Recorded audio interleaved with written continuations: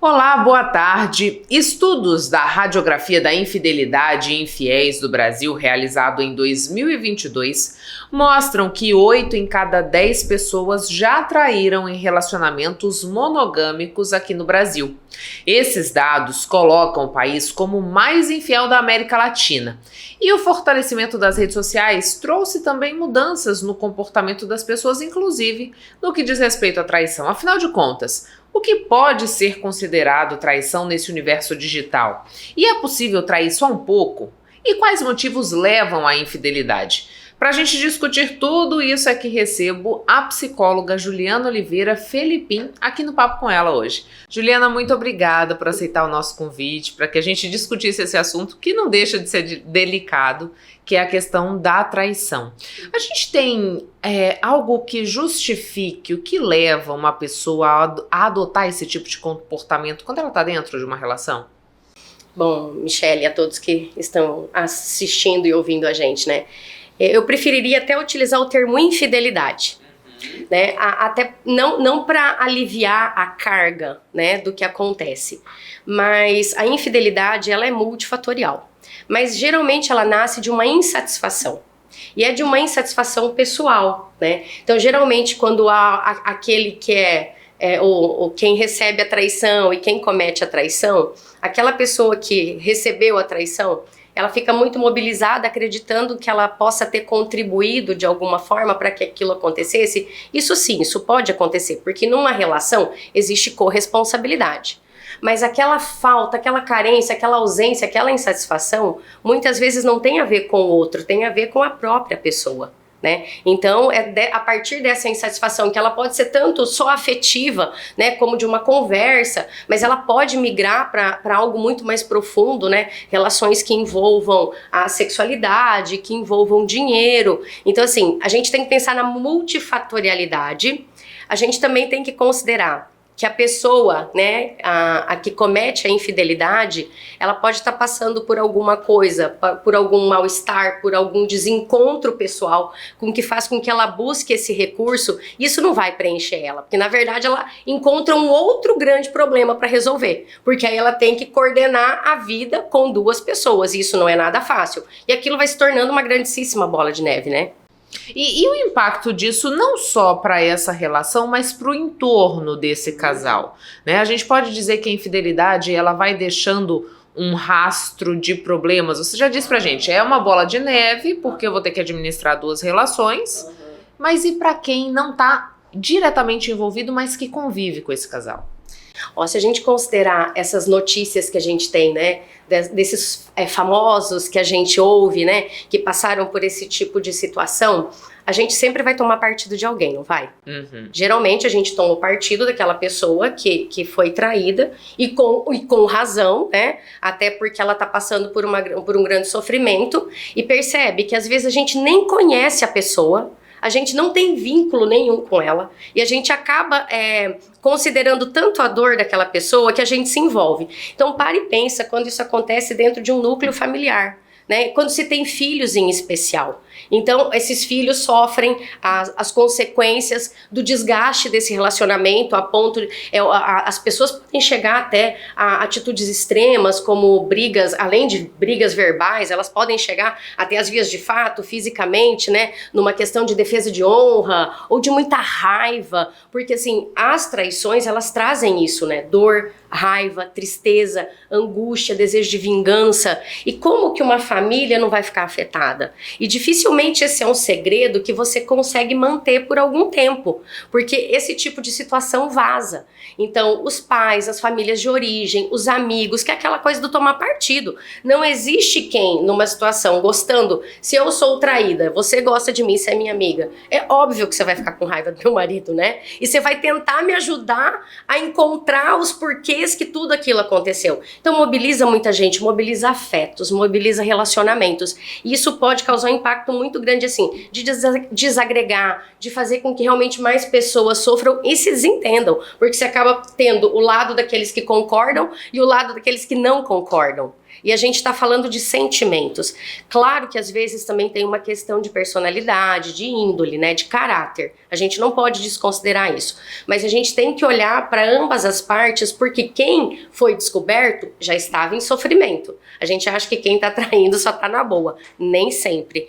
O ideal, psicologicamente falando, é que ambos fossem para um processo de autoconhecimento e entender o que é que fez com que essa relação se desconectasse para que chegasse nesse ponto.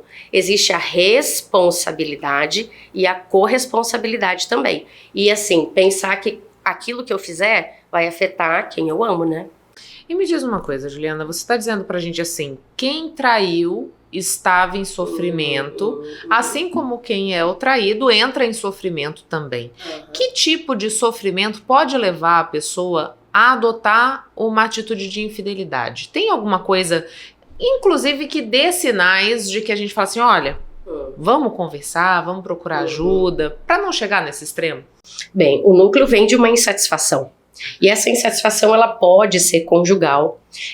Antes aqui nos bastidores nós conversávamos, né, de umas pesquisas que você viu, e eu tenho acesso a outras pesquisas, antropologicamente falando, a gente sabe que tem aquela história do homem que sai para caçar e tudo, né, que o homem talvez fosse um predador, mas a gente sabe hoje que a proporção de infidelidade aqui no Brasil, na verdade isso é mundo, né, ela é equivalente, ela é equiparada. Né? Então falar assim que os homens traem mais, as mulheres traem menos, não tem nada a ver. Então quando a gente pensa que o indivíduo que comete a infidelidade, ele passa por um sofrimento, é realmente naquele momento assim, aquilo que eu tenho é insuficiente para mim, ou pode ser no âmbito afetivo mesmo, né, da parceira ou do parceiro, de falar assim, nossa, mas não tá legal. E aquilo que você falou assim, poxa, será que não era hora de quando eu entendo que o meu relacionamento não tá bem e que eu olho pro lado e que alguém me encanta, será que não era hora de eu chegar pro meu parceiro e pra minha parceira e falar assim, vem cá, vamos conversar? Porque assim, num relacionamento, comunicação é a base de tudo.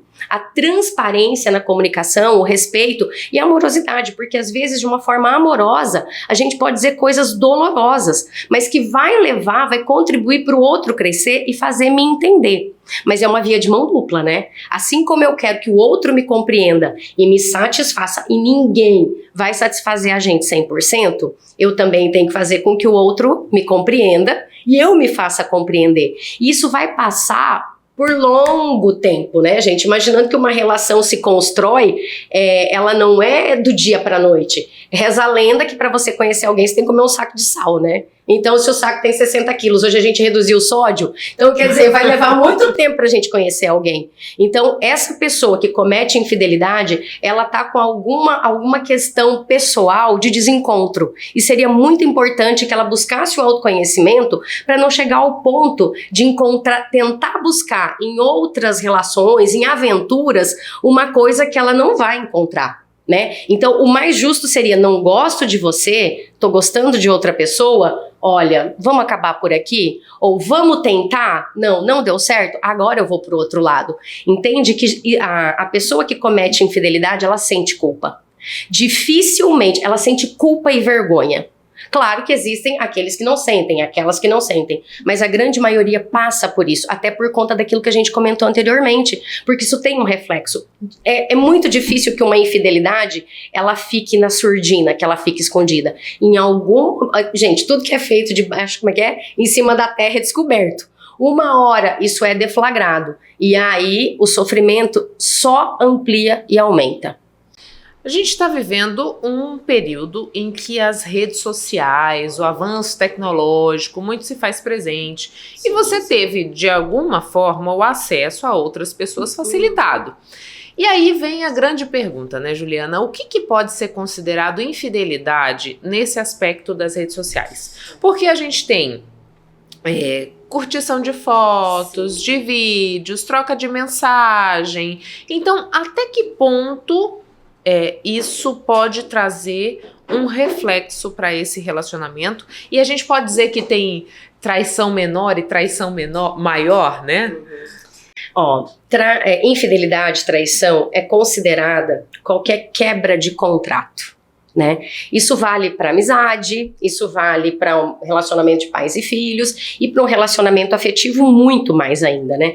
Então, cada casal vai estabelecer regras.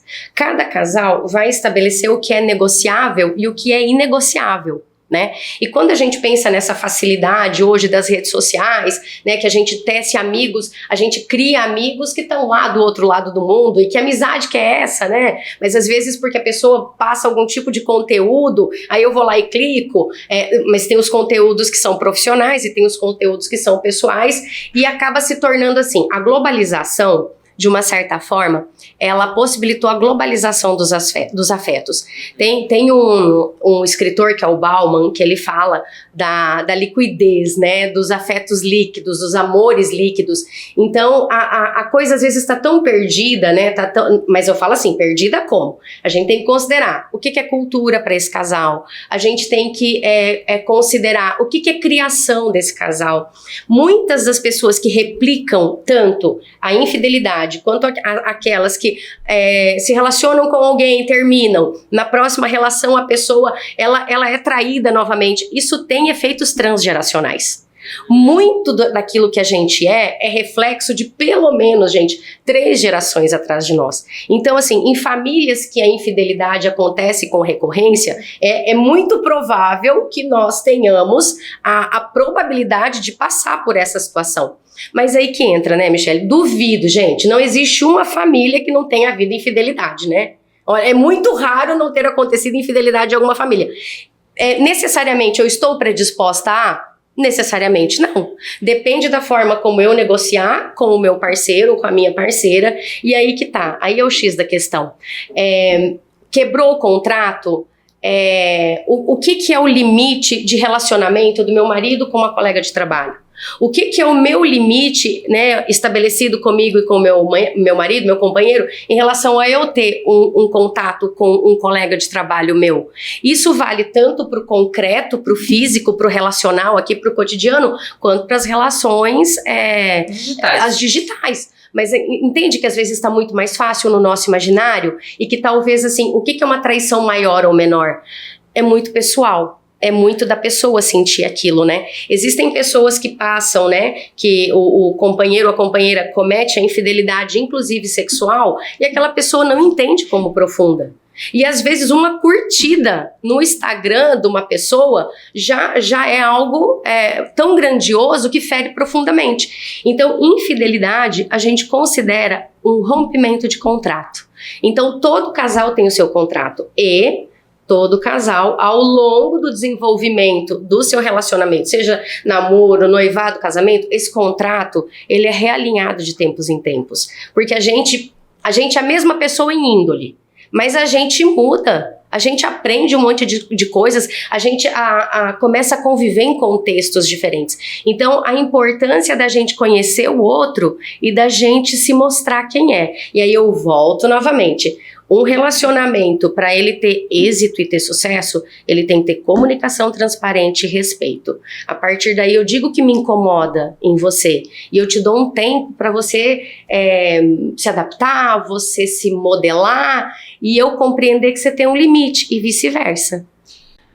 É possível restabelecer um relacionamento onde houve infidelidade? Porque, assim, a gente está dizendo Sim. que é uma coisa que extrapola. Sim. Que eu vou ter pessoas tomando partido de um lado para o outro. Então, vai ser uma coisa que vai se avolumar a partir do momento que extrapola aquele convívio, né? Como que fica esse restabelecimento? Você sabe que até pouco tempo atrás, Michele, perdão, dentro da psicologia era uma palavra que a gente tinha uma certa cautela em usar, né? Mas hoje a gente tem teorias aí que falam, né? Pra gente trabalhar muito a compaixão. Então, quando a gente está diante de um outro ser humano, a gente tem que considerar que aquele ser humano é falho. E que a gente tem que ter compaixão diante dele. E um relacionamento construído ao longo de algum tempo, que tanto pode ser um tempo curto quanto um tempo longo, né? Ele é digno de perdão, sim, né? Então, só que perdão é uma decisão. Né? Lembra daquela história assim, eu tenho boa memória, eu te perdoei, mas eu tenho boa memória.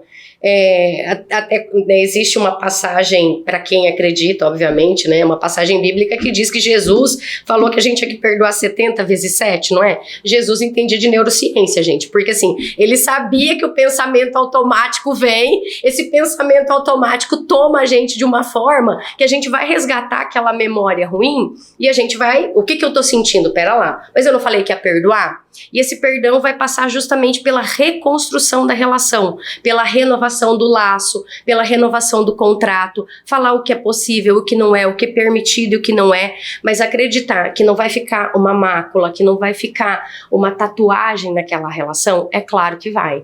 Então, assim, é uma predisposição de que quem traiu uma vez, traia duas, traia três? Necessariamente não.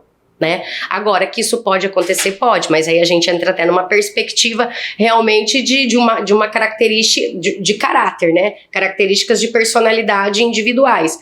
Mas sim, a gente, dentro da psicoterapia, em especial da psicoterapia de casal, a gente conhece muitos casais que passaram por isso, e assim, lá no início ou no meio da relação, e que conseguiram se reconfigurar. E que realmente restabeleceram uma nova forma de ser, enquanto indivíduos, enquanto casais. Porque esse é um evento que causa uma das maiores dores no ser humano, é a traição. Ele quase equivale à dor de perder alguém por morte. E as pessoas que falam, né, da dor da infidelidade, de ter sofrido a infidelidade, elas comentam assim, talvez se ele ou ela tivesse morrido, ia doer menos. Porque aí eu tô me despedindo para nunca mais. E agora eu tô entendendo que ele ou ela fez alguma coisa que me machucou muito e eu vou ter que conviver com ele ou com ela. É um processo humano que exige compaixão, tolerância e o exercício do perdão. Mas é possível sim, Michele, desde que esses dois estejam com vontade de se reconfigurar enquanto seres humanos, inclusive. Muito obrigada pelas informações, Juliana. Eu que agradeço, que delícia estar aqui com você, obrigada. Estamos de volta e esse mês é dedicado à conscientização pelo fim da violência contra a mulher, o Agosto Lilás. E a gente vai conhecer hoje o trabalho feito pela ONG Lírios, uma instituição de amparo e atendimento psicossocial gratuito a mulheres vítimas de violência e os seus filhos. A nossa convidada é a diretora executiva da ONG, Muriel Torres. Muriel, muito obrigada por aceitar o nosso convite, para que a gente pudesse aproveitar o Agosto Lilás para contar um pouco do trabalho que é realizado pela Lírios já há 10 anos no município de Várzea Grande. Queria que você contasse para a gente como nasce essa iniciativa, né? Como é que vocês enxergaram essa possibilidade de auxiliar mulheres que passam por essa situação? Boa tarde, Michele, obrigada pelo convite. A Lírios, como você falou, né, já tem 10 anos aí, já vamos completar 11 anos esse ano. E a gente presta serviço de atendimento psicossocial para mulheres e crianças vítimas de violência. E nasceu foi uma audiência pública que teve lá em Várzea Grande, e aí eles estavam falando desse quadro de violência e nasceu essa ideia. E aí juntaram um grupo de mulheres e começaram a fazer esse trabalho, né? E a gente conseguiu psicólogas voluntárias. No começo o projeto era só com voluntariado mesmo, né? Tinham rodas de conversa e alguns atendimentos psicossociais. Com o tempo nós conseguimos, né, a cessão de um espaço lá em Várzea Grande, onde a gente faz o atendimento, que hoje ainda é a sede da Lírios lá, né? Um espaço pequeno. E com o passar do tempo, a Lírios foi ganhando notoriedade e a gente conseguiu um convênio, né? Hoje a gente tem um convênio lá com a Secretaria de Educação, mas com toda essa dificuldade, né, do terceiro setor, que a gente precisa angariar recursos, porque o voluntariado é muito bonito, né, você fazer essas obras, mas você precisa realmente, para manter um projeto por todo esse tempo, né, além do voluntariado, das doações, da venda de produtos que a gente tenta fazer, né, a gente também precisa da união do setor público, né, para a gente conseguir recursos para estar mantendo um atendimento contínuo, porque a Lírios ela faz esse projeto já todo esse tempo e é um atendimento assim que quando ela dá entrada, a vítima, né, ela passa por todo o processo até ela receber a alta da psicóloga. Então, assim, não é um atendimento esporádico, não, ela vai, faz seu atendimento toda semana. Então, é importante, né, você ter um pessoal fixo, contratado, até para estabelecer esse vínculo, né, com a vítima e poder prestar um bom atendimento, né. A gente, observando os dados relativos ao feminicídio, Muriel, percebe-se que Várzea Grande no ano passado não teve nenhum registro de morte de mulher pelo simples fato de ser mulher, diferente da nossa capital, por exemplo, e a gente sabe que Mato Grosso se destaca, infelizmente, quando a gente pensa nessas estatísticas. A gente pode dizer que todo o trabalho que é feito pela Lírios, de alguma forma, contribui para essa realidade vivenciada em Várzea Grande hoje? Com certeza, Michele, que a gente vê os números alarmantes, né, do nosso estado, é um número assustador, porque a gente vê Mato Grosso aí entre os primeiros do ranking em feminicídio, em violência contra a mulher. Então, assim, o trabalho em rede, a gente fala lá na Várzea Grande, né? Porque é muito importante destacar que a Lírios, ela trabalha junto com uma rede. Então, assim, nós temos a Defensoria Pública, a Delegacia da Mulher, as secretarias, então todo esse atendimento em rede prestado junto, desde o acolhimento da vítima para denúncia, porque assim, a gente percebe que os números, a maioria das mulheres que são vítimas de um feminicídio, elas não prestaram queixa, não levaram a denúncia a uma delegacia, a um órgão competente que possa ter tido esse acolhimento junto a ela. Então a gente percebe isso, né? E por que se dá isso? Ainda existe... Porque assim, antes, o que a gente ouvia? Né? Eu não vou levar o meu caso até a delegacia porque as pessoas não se importam, porque as pessoas vão me julgar, porque às vezes as pessoas consideram que a culpada sou eu. Isso ainda é presente e por isso a gente pode dizer que essas mulheres não levam essa denúncia a cabo, ou existe outro fator que contribui para isso? Infelizmente, isso ainda é uma realidade, né? E principalmente nas cidades menores, onde não tem uma delegacia especializada da mulher. Hoje, Cuiabá tem, Várzea Grande tem, então assim, já é um atendimento mais especializado, com mais cuidado, que a vítima sabe que ela vai chegar lá e ela vai ser acolhida por uma outra mulher. Então ela vai ter esse acolhimento diferenciado, né? Como diferente de você chegar numa delegacia comum. As cidades menores, né? Também é um pouco mais complicado, porque a vítima, como você disse, ela se sente que às vezes vão pôr a culpa em cima dela, né? Então ainda tem essa coisa dessa sociedade muito patriarcal que a gente vive, né? Então assim, acaba caindo em cima da mulher também, um pouco da culpa. Você é culpada. Não, ele fez isso porque você mereceu. Mas o que você fez, né? A pergunta é essa. O que você fez, né? O que aconteceu? Mas por que ele fez isso? Então, assim, por que o homem fez isso com você? Entendeu? Assim, sempre recaindo um pouquinho pro lado da mulher, como se ela ainda tivesse culpa, né? Mas assim, aos poucos a gente está tentando mudar essa realidade, né? E um dos projetos que a Lírios tem lá em Várzea Grande, que você estava falando, feminicídio, nós, graças a Deus, não tivemos nenhum caso ano passado. Infelizmente, esse ano nós tivemos um já, mas espero que seja o único também, né? Porque a Lírios também tem um projeto, além do atendimento que a gente faz na sede, a gente tem um projeto chamado Plantando Lírios, que a gente leva palestras de conscientização para as escolas, com os pequenos. Então, assim, já é um projeto que também já tem algum tempo. Então, a gente vê que está colhendo esses frutos, né? Além desse projeto todo em rede, junto com a delegacia, com os outros órgãos, o projeto Plantando Lírios também é um projeto e que a gente tenta levar para outras cidades e outros municípios do nosso estado, mas que não é fácil, né?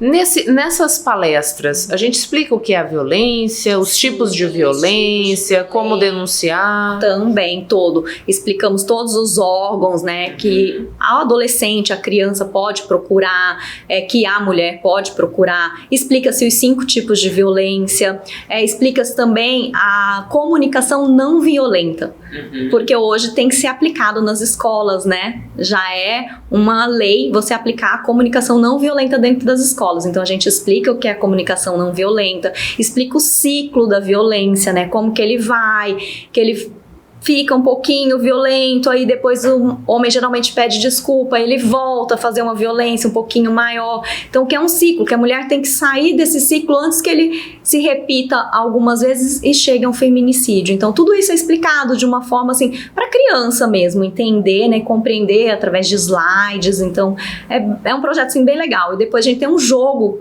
que a gente faz na quadra, onde as crianças têm um tabuleiro no chão e elas são as pecinhas do tabuleiro, vão respondendo as perguntas sobre a palestra que a gente deu para elas. Então, assim, é bem legal, bem divertido, e a gente tá vendo esse resultado, né?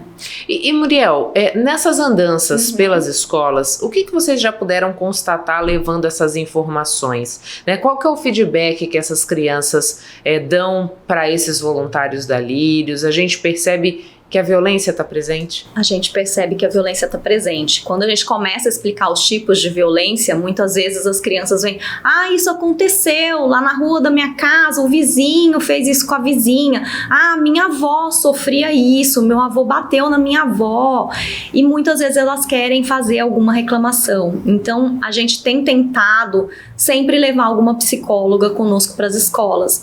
Uma das lutas agora da Lírios, né, é tentar uma psicóloga contratada para a gente poder levar para todas as palestras. Por quê? Porque em todas as palestras que a gente vai, infelizmente, a gente sempre tem alguma criança querendo trazer alguma queixa. Ou às vezes de um bullying mesmo que ela está sofrendo na escola, que ela queira falar, entendeu? E ela se sente acolhida ali naquele momento. Algumas crianças a gente já tem encaminhado até para Lírios depois, para ser atendida pelas nossas psicólogas lá, porque a gente vê que já está acontecendo a violência ali naquele núcleo familiar e que está afetando essa criança. E a gente já teve também denúncia dentro da escola após palestra de abuso sexual. Então, assim, infelizmente a gente não consegue atender todo mundo lá na Lírios, como eu falei, nós somos pequenos e, assim, a gente tem uma limitação e a gente não consegue atender todas essas crianças que chegam pra gente com esses casos. Então, a gente atende os mais graves. Então, assim, algumas a gente já tem encaminhado para Lírios para ter esse atendimento psicossocial. As palestras, elas estão restritas à Várzea Grande ou vocês passam por outros municípios também? Então, as palestras a gente só consegue, por enquanto, atender Várzea Grande. A gente tem muitos pedidos para vir para Cuiabá, de muitas escolas que encaminham ofícios para Lírios, pedindo atendimento, pedindo as palestras aqui também. Porque durante os 21 dias de ativismo, que é no mês de dezembro, novembro a dezembro, a gente vem, às vezes, com algumas palestras nas escolas aqui em Cuiabá. E eles viram que surte efeito. E aí ele tem essa demanda pra gente ir durante o ano, mas a gente, infelizmente, por sermos apenas voluntários, a gente não consegue abraçar, né? A gente tá aí tentando, vamos ver se a gente consegue uma força maior com alguém pra gente trazer também, né? Quem dera pra Mato Grosso todo, né? Implementar o projeto Plantando Lírios. Muriel, Agosto Lilás, a gente vai ter uma programação específica da Lírios, porque é um mês emblemático, a gente sabe que é o momento de reforçar e consolidar essa conscientização contra a violência contra as mulheres, né? O que vocês estão pensando para esse mês? Nós já temos uma programação aí definida, né? Só estamos batendo assim o martelo no local que será, mas nós vamos estar fazendo o lançamento de uma nova arte da Lírios. Hoje eu tô até com a camiseta da Lírios, né? E aí a gente vai estar fazendo esse lançamento dessa nova arte no dia 10 de agosto, então fiquem aí ligados, depois a gente pode até passar o Instagram da Lírios para vocês estarem seguindo, e aí ir lá prestigiar esse evento, que vai ter uma camiseta, que vai ser uma camiseta de esporte, né, desse tecido de esporte, com uma arte linda, que vai ser uma conjunção de dois artistas, a Camila Pazinato, que desenhou a nossa arte, e o Rafael Jonier. Então essa arte linda, né, que aí a gente pensou no símbolo do yin e yang, que é essa junção do masculino e do feminino, né, essa comunhão entre o masculino e o feminino, porque a gente precisa disso, né, a luta em defesa e contra a violência contra mulheres tem que ser de ambos, tem que ser das mulheres e dos homens. A gente tem que abraçar, né? Então toda a sociedade tem que abraçar. Então é um convite aí para todos, né? Homens, mulheres, para estarem dia 10 de agosto agora conosco, né? Nós só estamos definindo o local para esse lindo lançamento, que vai ser um aulão de yoga, porque o Yin e Yang também, né? Traz toda essa coisa do Oriente, né, pra gente aqui. Então, assim, para unirmos forças pra gente poder aí tirar Mato Grosso desse ranking, né, que a gente se encontra hoje em dia, infelizmente. É com essa pergunta que eu quero finalizar a nossa conversa. A gente já começou dizendo que Mato Grosso desponta nacionalmente, olhando as estatísticas na violência contra mulheres, seja por conta de feminicídio, Agora nós temos uma cidade do interior do estado que é a líder em estupros, que é Sorriso, né, considerada a 4ª cidade mais violenta do país. O que está faltando, Muriel, para a gente ter uma ação efetiva para mudar essa realidade? Isso a gente consegue num curto espaço de tempo? Isso demanda um planejamento a longo prazo? Como que você analisa nesse período, nessa década que você vem lidando com essa realidade? Eu acho que tem que ser um processo, né, Michele? E não adianta a gente trabalhar sozinho, porque a gente precisa unir o poder público, as instituições, a sociedade civil. Então precisa dessa união para a gente poder mudar essa realidade, né? Que é uma realidade triste. Infelizmente, o nosso estado, um estado rico, promissor aí, que gera muita renda, que gera uma economia maravilhosa para o Brasil e para o mundo, né? Nós somos aí, despontamos em vários aspectos aí no mundo todo. Então, assim, é triste a gente ver esse outro lado. A gente vê esse ranking de violência, de estupro, violência contra a mulher, violência em geral também, né? Que às vezes é muito triste isso. Então, assim, eu acho que tem que ser uma construção entre todos os poderes, entre todas as camadas da sociedade. E não vai ser do dia para a noite, infelizmente, né, Michele? É um processo. É como você disse, lá em Várzea Grande, ano passado, nós não tivemos nenhum feminicídio, mas é uma construção. É um processo que aí, ao longo desses 10 anos, a gente vem aos passinhos ali, né? De formiguinha, mas que a gente viu o resultado concreto. Então, é possível? É possível. A gente pode mudar essa realidade? Pode e deve mudar essa realidade. Mas depende dessa união e da soma de esforços. Porque não é fácil, mas a gente precisa somar esforços e unir todos para um propósito comum. Quem está nos assistindo, tocou o coração, quer fazer parte da Lírios, quer se voluntariar, é possível? É possível, com certeza. Será muito bem-vindo, muito bem-vinda. Você pode entrar em contato lá na Lírios, né, no Instagram da Lírios, @lirios.mt. Tem as informações, lá no Instagram tem o nosso contato, tem todas as ações que a Lírios está participando, os projetos que a Lírios está desenvolvendo. E se você quiser, sentiu aí no coração, quer vir fazer parte, sinta-se à vontade. Muito obrigada. Obrigada, Michele. Expressar para o mundo através da beleza o que você realmente é a proposta do método Engenharia da Beleza, que foi criado pela visagista e acadêmica de psicologia Carol Bispo. Essa técnica valoriza a imagem e materializa os desejos da mulher. Mergulhando no visagismo, Carol Bispo sempre buscou entender a relação entre comportamento e beleza, especializada em cortes, cores, penteados, fotografia e moda em escolas internacionais.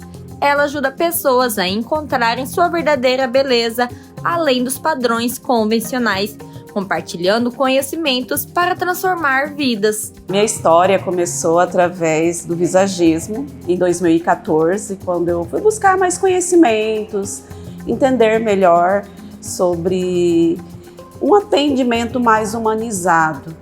E foi um divisor de águas em minha vida, porque lá eu descobri o que está relacionado a comportamento e beleza. Então eu comecei esse processo de busca por conhecimentos, me especializei, fiz especialização em escolas internacionais de cortes, fiz também de cores, penteados, fotografia, fiz também cursos relacionados à moda e vi o quanto que o visagismo me proporcionou de pontes para que as pessoas pudessem se encontrar com a sua real beleza.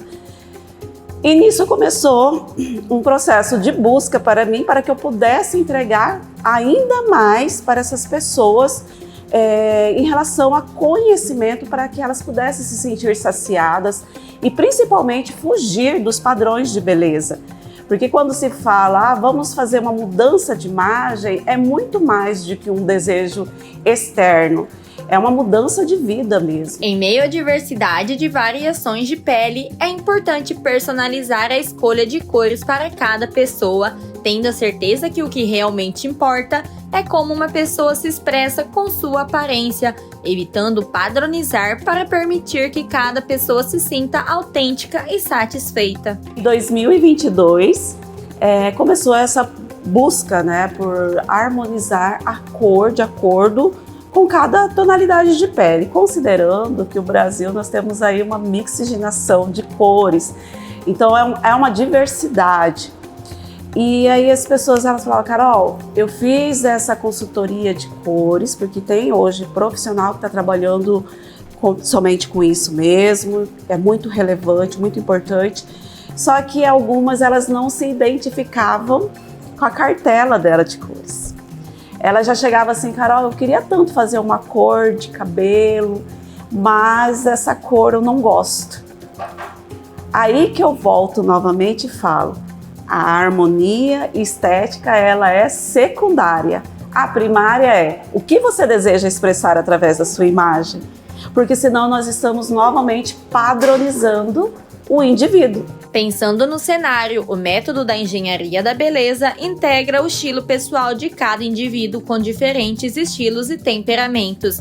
Essa abordagem permite que cada pessoa expresse sua imagem de forma completa e significativa, desde o cabelo até a roupa, garantindo que cada detalhe reflita sua verdadeira identidade e traga benefícios valiosos. A engenharia da beleza veio para somar com o estilo da pessoa. Dentro dos estilos, temos 10 estilos de personalidades.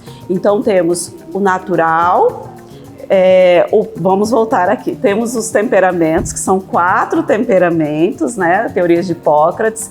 O indivíduo ele pode ter de 2 a 3 temperamentos. Nos estilos de personalidade, são 10. E o indivíduo ele pode ter de 2 a 3 estilos. Então, você trabalhar de forma intencional, da cabeça aos pés, gera benefícios assim incalculáveis para o indivíduo. Ao adotar o método, a psicóloga Andréa Correia transformou sua imagem e ganhou autonomia. Essa mudança trouxe confiança e praticidade para sua rotina. Eu achava que meu cabelo era volumoso e liso. E na minha correria do dia a dia, eu não tinha muito tempo para parar um dia para dedicar à beleza. Então eu buscava um visagismo rápido. Então eu tinha buscado outras opções, só que eu passava o dia lá. Entrava de manhã e ia sair à noite. Então isso para mim não era viável por ter que ser rápido, ter que ser tudo muito rápido e para minha agenda ser apertada. E eu comecei a pesquisar em Cuiabá visagismo, eu não sabia que era consultoria ou engenharia da beleza. E aí foi que eu conheci a Carol pelo Instagram, comecei a seguir ela e gostei muito do que ela apresentava. E eu falo que eu me encontrei agora com o meu corte, né, com o meu cabelo. Você acorda, não precisa pentear o cabelo, é só ajeitar. E tem sido muito prático. Então você vai para o sítio, você está arrumada, você vai para um evento, você está arrumada, você acorda, você está arrumada, né? Essa praticidade era o que eu procurava, né? De não precisar ir no salão, de você acordar e estar bem arrumada. Com o intuito de ressaltar elementos da biodiversidade, da cultura dos povos, da mitologia, além da fauna e flora do Cerrado, é que nasce o podcast Eu Conto de Cá, Histórias de um Povo do Mato. Dilemas atuais como a crise climática e o conhecimento sobre o mundo ambiental pedem a reconexão com o meio ambiente e o maior estímulo à imaginação entre as novas gerações.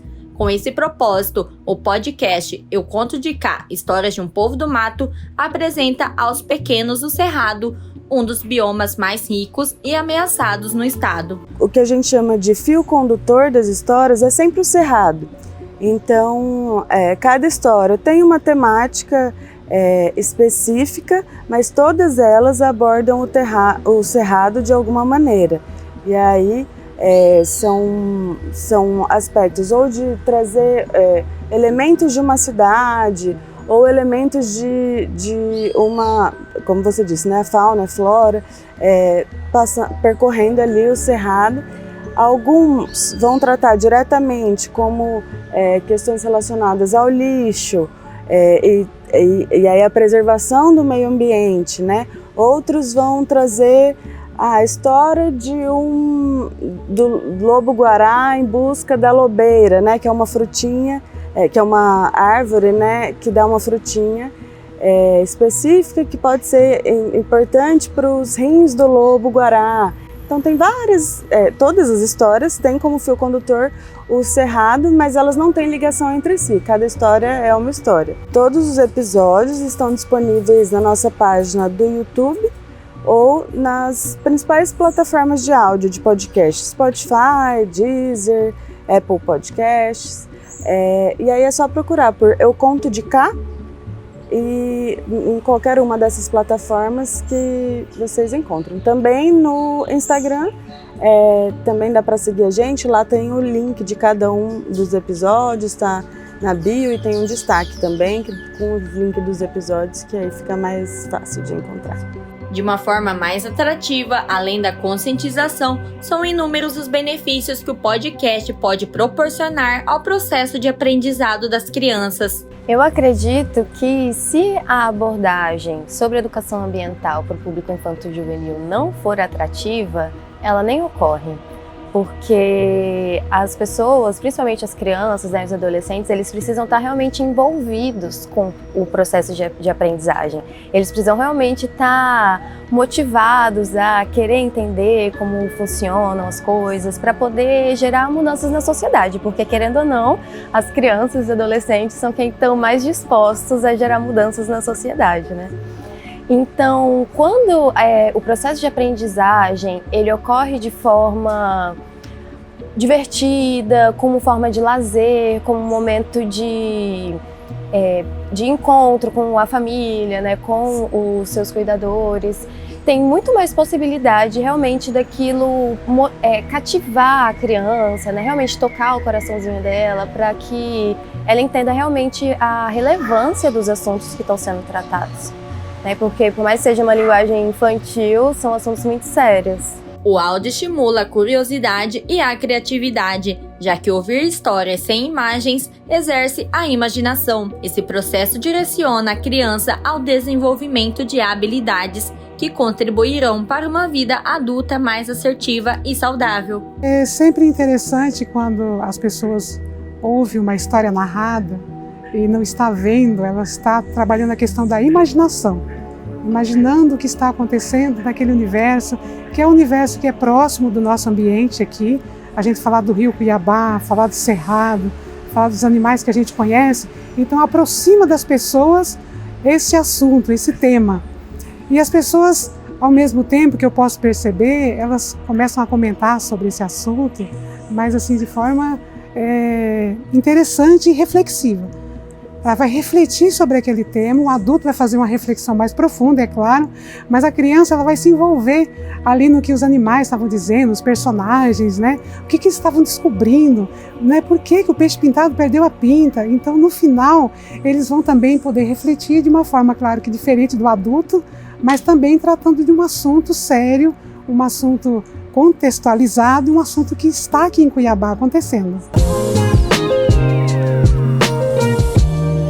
O MT Queer, coletivo audiovisual engajado na promoção da biodiversidade e inclusão, anuncia o primeiro ponto de cultura e casa de acolhimento em Cuiabá. O projeto, idealizado em 2015, concretiza neste ano o sonho de oferecer suporte e oportunidades para a comunidade LGBTQIAPN+.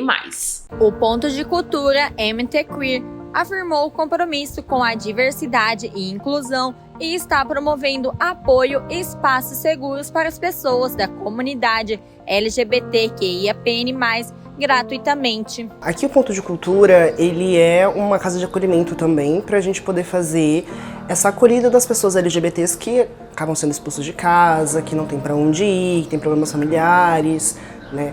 Que a gente sabe que na nossa comunidade muitos de nós vão para as ruas, então a gente tem o objetivo de fazer esse acolhimento aqui, para ser um ponto de transição, onde essa pessoa vem, a gente auxilia com tratamentos psicológicos, a gente encaminha para conseguir uma assistente social, para a gente conseguir um trabalho, né, para a gente conseguir que essa pessoa tenha uma vida digna. E o objetivo dessa casa também é a gente fornecer cursos para essas pessoas, fornecer cursos para a comunidade aqui dos Macabral, né? Então a gente tem um curso de balé que vai abrir agora em agosto, o curso de teatro, que são aulas gratuitas para a comunidade aqui, e outros cursos mais voltados para a comunidade LGBT. O acolhimento mesmo é só para a comunidade LGBT. A Casa de Acolhimento atenderá pessoas em situação de vulnerabilidade, oferecendo quartos, alimentação, espaço de convivência, atendimento psicossocial e um ateliê de criação de figurinos para promover o desenvolvimento artístico e profissional dos residentes. A gente quer fazer o acolhimento de mais pessoas, a gente tem 3 acolhidos aqui na casa, que é a Josi, o Glauber e o Dinho.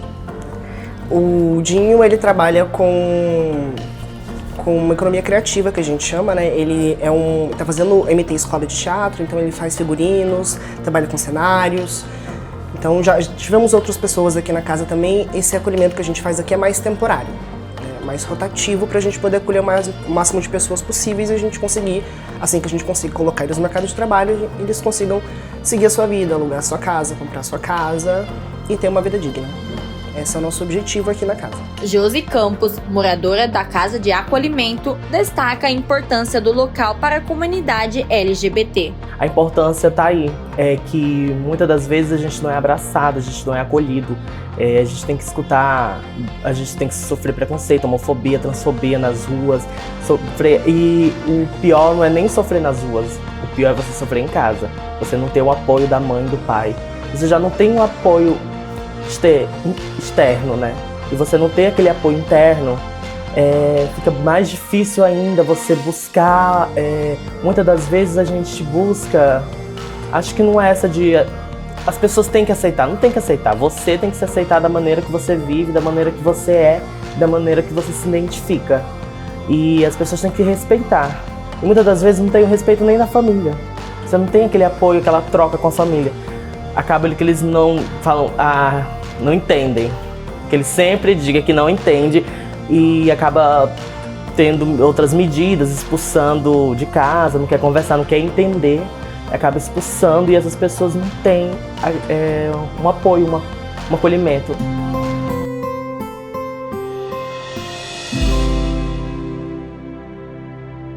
Hoje a Cleise de Matos, imortal que ocupa a cadeira número 3 da Academia Mato Grossense de Letras, traz pra gente o poema Canção Sombrinha, que integra o livro Festa, de sua autoria. A Cleise de Matos. Festa, sombrinha, cuiabana, cuiabaninha, sai no sol levando a sombrinha. Às 12 horas na rua 13 o sol demora, aumenta a sede. Vamos no bolicho pra tomar um guaraná, cuiabaninha, cajuada é nesse bar, cuiabana, cuiabaninha, sai no sol levando a sombrinha, no sol a pino, sombrinha aberta, passa sorrindo, mocinha esperta, é moreninha, é morenice, é amoré, cuiabaninha, cajuada e capilé, cuiabana, cuiabaninha, sai no sol levando a sombrinha, em cima o sol, manhã de todos, embaixo outro sol, sorriso novo, na rua 13, 12 horas, luz lençol, cuiabaninha, seu sorriso é que é o sol. Chegamos ao fim de mais uma edição do Papo com Ela. Eu agradeço a você que ficou comigo até este momento. É sempre uma honra poder contar com a sua companhia. Mas antes de ir embora, eu vou te fazer um pedido. Siga o Papo com Ela no Instagram, no Facebook, se inscreva no nosso canal no YouTube. Lembrando que você também pode nos ajudar a fazer o Papo com Ela, dizendo o que você gostaria de assistir aqui no programa. Esse contato você pode fazer através das nossas redes sociais ou mandando e-mail para esse endereço que aparece na sua tela. Na sexta-feira que vem eu tô de volta, espero contar com a tua companhia. Tenha um excelente fim de semana e até lá!